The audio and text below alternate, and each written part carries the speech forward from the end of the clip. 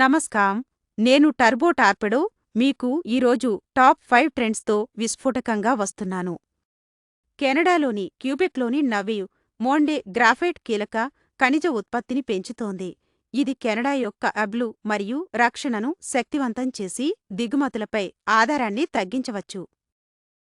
Elena రైబకినా తన రెండవ Australian open టైటిల్ను గెలుచుకుని టెన్నిస్ ఎలైట్లో తన స్థానం బలపరిచింది.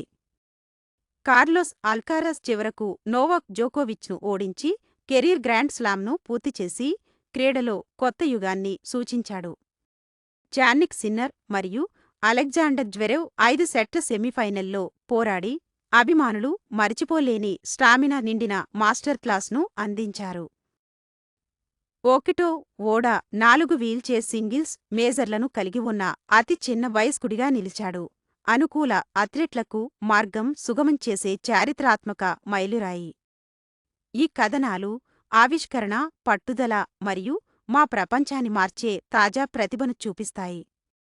నాకు ఇది ఇష్టం ఎందుకంటే భవిష్యత్తు మనం అనుకున్న దానికంటే వేగంగా వస్తుంది. ఆర్పడో న్యూస్కు సబ్స్క్రైబ్ చేయండి మరియు వక్రరేఖకు ముందు ఉండండి.